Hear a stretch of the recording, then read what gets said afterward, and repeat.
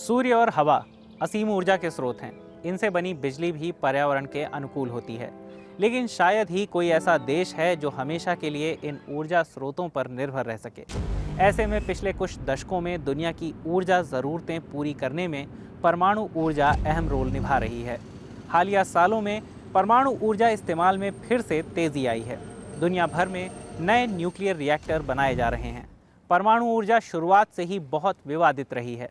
Fukushima हो या France के न्यूक्लियर पावर प्लांट्स या फिर जर्मनी में न्यूक्लियर पावर प्लांट्स को पूरी तरह बंद करना, ये सारे घटनाक्रम खबरों में छाए रहते हैं।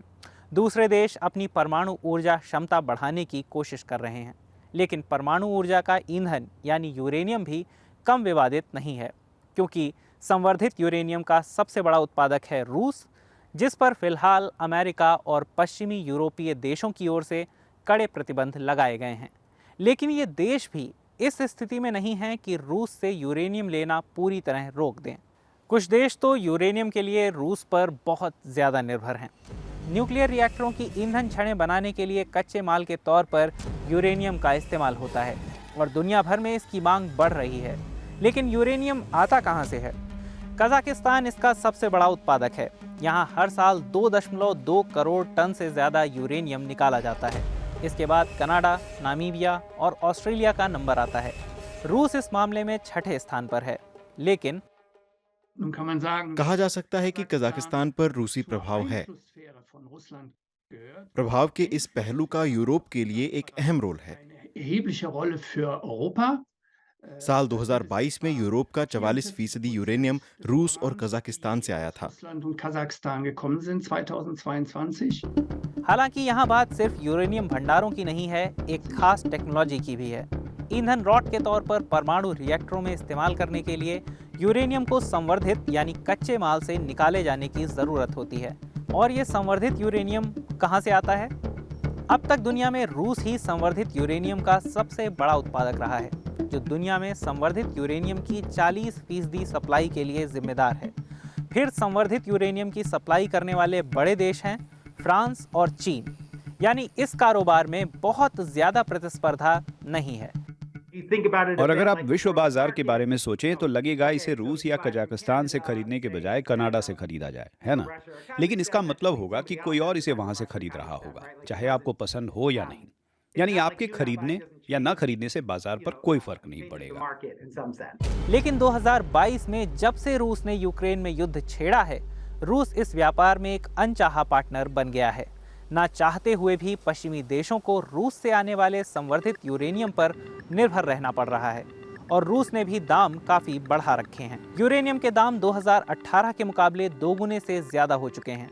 पिछले साल सिर्फ अमेरिकी बिजली निर्माताओं ने इस ईंधन के लिए रूस की स्टेट न्यूक्लियर अथॉरिटी को $1 अरब से ज्यादा की रकम चुकाई थी। फिर भी वैश्विक बाजार में रूसी यूरेनियम ही सबसे सस्ता विकल्प है।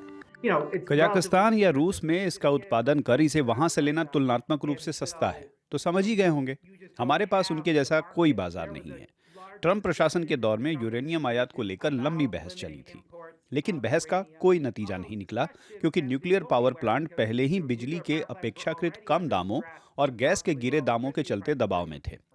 बिजली के दाम भी गिर रहे थे और तब कहा जा रहा था कि अगर आप इस सस्ते यूरेनियम को भी खत्म कर देंगे तो हम प्रतिस्पर्धा कर ही नहीं पाएंगे और बंद हो जाएंगे।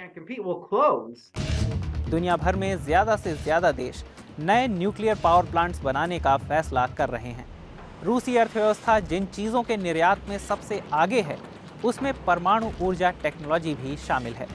1999 से अब तक रूस ने इतनी परमाणु ऊर्जा टेक्नोलॉजी निर्यात की है जितनी अमेरिका, फ्रांस, चीन, दक्षिण कोरिया और जापान ने मिलकर नहीं की है। दिसंबर 2019 में दुनिया भर में 28 न्यूक्लियर पावर प्लांट्स बनाए जा रहे थे, जिनमें से 17 चीन में थे और 11 यानी बाकी सारे ही रूस की न्यूक्लियर एजेंसी रोसाटोम दुनिया के अलग अलग देशों में बना रही थी। रोसाटोम इससे पहले भी सक्रिय थी। वो चीन, भारत और तुर्की इन सभी देशों में 4 न्यूक्लियर पावर प्लांट्स बना रही थी। इसके अलावा कंपनी मिस्र, बांग्लादेश और ईरान में भी ये न्यूक्लियर पावर प्लांट बना रही थी। बल्कि उसका एक प्रोजेक्ट तो यूरोपीय संघ के देश स्लोवाकिया में भी था। भारत का सबसे बड़ा न्यूक्लियर पावर प्लांट कुडनकुलम भी रोसाटोम के ही सहयोग से बना है।